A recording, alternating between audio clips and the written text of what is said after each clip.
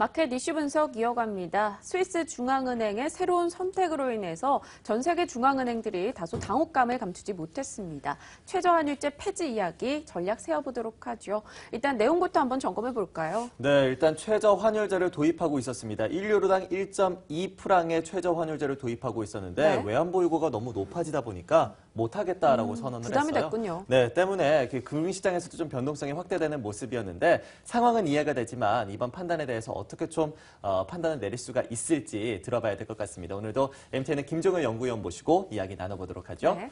위원님. 네. 일단 전체적 흐름을 놓고 봤을 때 오늘의 스위스 프랑의 차트 흐름을 보면 과연 이게 환율 차트가 맞을지 이제 의심이 될 정도로 급변동이 나타났다라는 거죠. 그러니까 금융시장 내에서 금리, 그러니까 수익률 차트하고 그다음에 환율 차트가 상대적으로 변동성이 적습니다. 그런데 오늘의 이 조치로 인해서 유로와 연동되어서 계속 약세를 보이던 스위스 프랑은 갑자기 너무 빠른 속도로 슈팅이 나왔다라는 것인데요. 준비된 그림을 보시면 갭 자체가 의미가 없어 보일 정도로 크게 솟아올랐습니다. 그래서 이러한 변동폭 자체를 보였다라는 것은 그만큼 누구도 예측하지 못한 너무도 갑작스러운 조치였다라는 것이고요.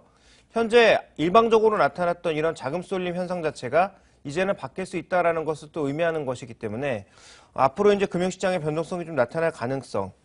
그렇다면 현재 지금 약세를 보인 1.16 라인까지 밀리고 있는 유로화 약세는 앞으로 더 심각해지지 않을까라는 부담 때문에 결국은 스위스 중앙은행이 이러한 선택을 했다라는 거죠. 그래서 지금 스위스 중앙은행의 선택은 결국은 한마디로 요약해 볼 수 있습니다. 유로화가 앞으로 심각하게 약세로 갈 것 같고 이것을 방어하다 보면 스위스 프랑 자체, 즉 다른 통화로 운영하고 있는 스위스 프랑 자체도 버티지 못한다라는 것을 염두에 두고 움직였다. 유로 약세는 방향이 완전히 잡혀있다라는 것이 가장 큰 문제였던 것 같습니다.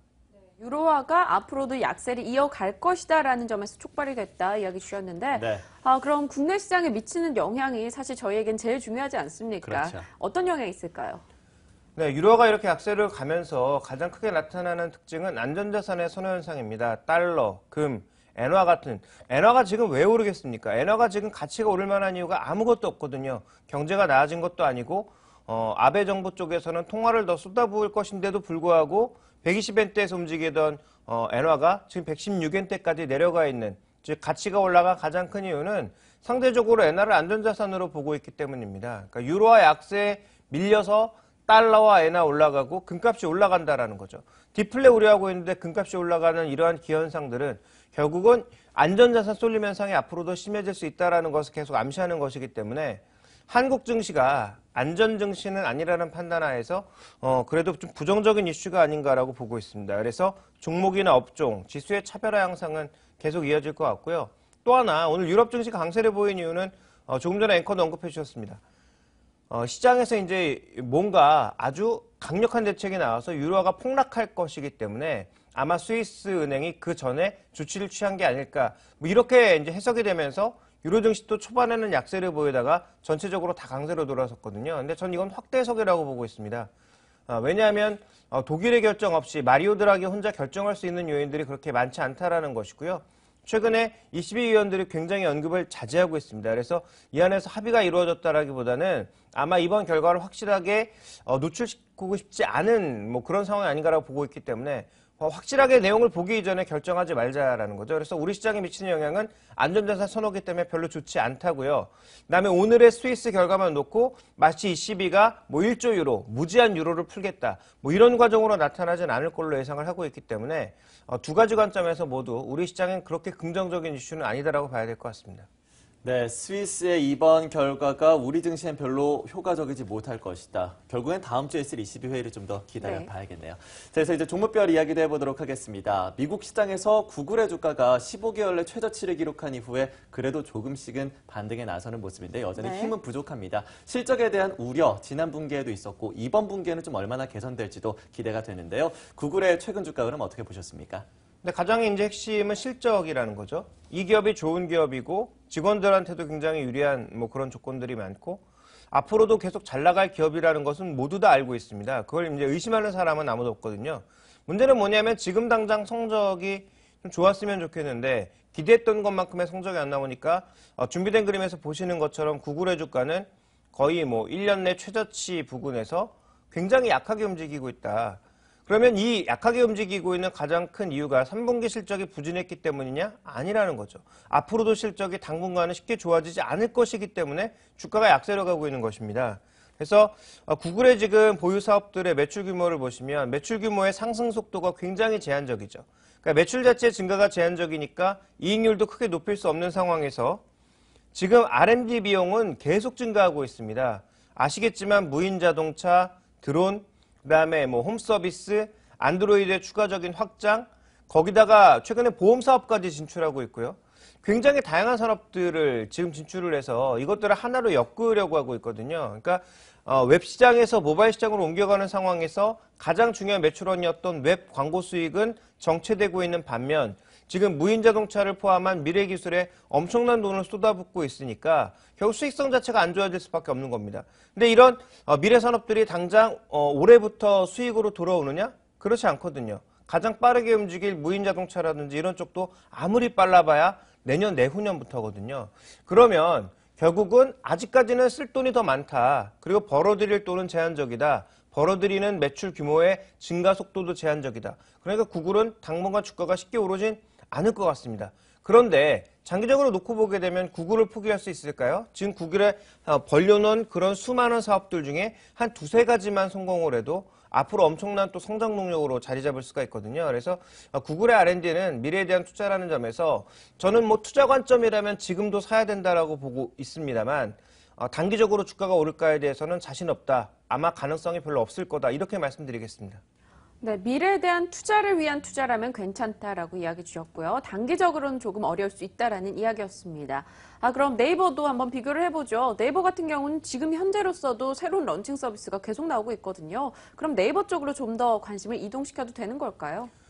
네이버는 조금 얘기가 다른 게 지금 이제 구글은 안정화 단계에서 다시 새로운 도약을 위해서 한 발 움츠리고 있는, 즉 2보 전진을 위한 1보 후퇴를 하고 있는 상황이라면 네이버는 아직도 2보 전진도 못한 상황입니다. 그래서 두 종목의 약간 상황이 좀 다르다라고 봐야 될 것 같은데요.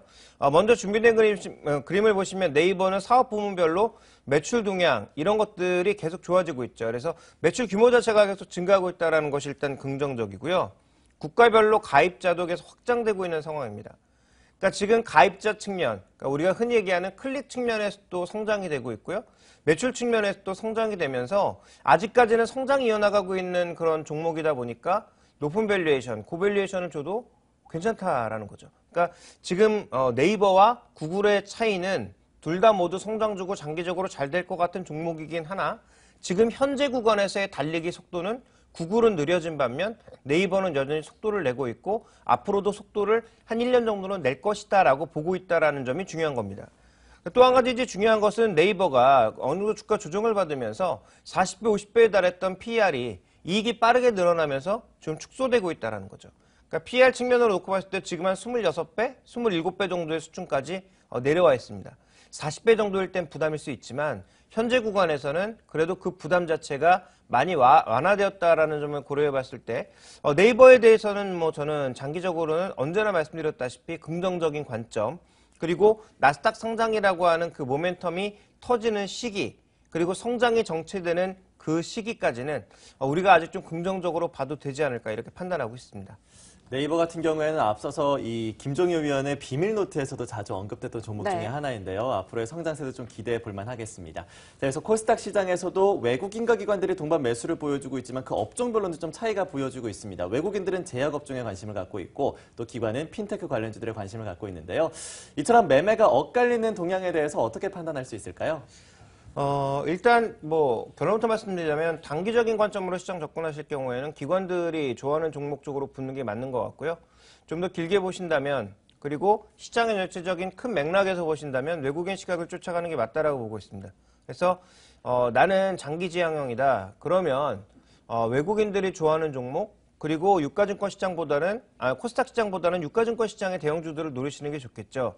그런데 나는 단기 성향이다. 그리고 최근에 이렇게 핫한 종목군들 단기 수익을 좀 높여보고 싶다라고 생각하시는 분들은 그냥 기관 수급을 쫓아가시는 게 맞습니다. 근데 이게 펀더멘탈적이냐? 핀테크 좀 더 심하게 말씀드리자면 제가 보기에 지금 핀테크로 오르는 종목군들의 거의 90%는 핀테크와 아무 관련이 없거나 핀테크와 관련돼서 매출이 발생하지 않을 종목이라는 점을 주목해 보실 필요가 있겠고요. 이번에 핀테크와 관련돼서 30대 기업 제외하겠다, 뭐 이런 기업들 제외하겠다, 이런 규제를 하겠다 계속 얘기하고 있죠. 정부가 규제를 풀어줄 것처럼 얘기하지만 가이드라인 자체는 계속 다르게 형성되고 있습니다.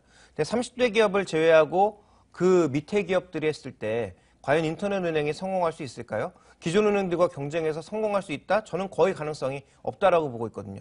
그런 관점에서 본다면 현재 핀테크는 단순한 모멘텀, 수급의 힘에 의해서 밀려 올라가는 종목들이다라고 봐야 될 것 같습니다. 물론 그들 종목이 계속 올라갈 것이기 때문에 그들 종목을 매매하지 말자, 지금 당장 팔자는 아니지만 우리가 긴 관점에서 놓고 보게 된다면 그들 종목에 대한 관심은 기관들이 관심 끊으면 우리도 관심 끊으면 된다. 단기적인 관점에 모멘텀 투자로 접근해보자. 이렇게 말씀드리고 싶습니다.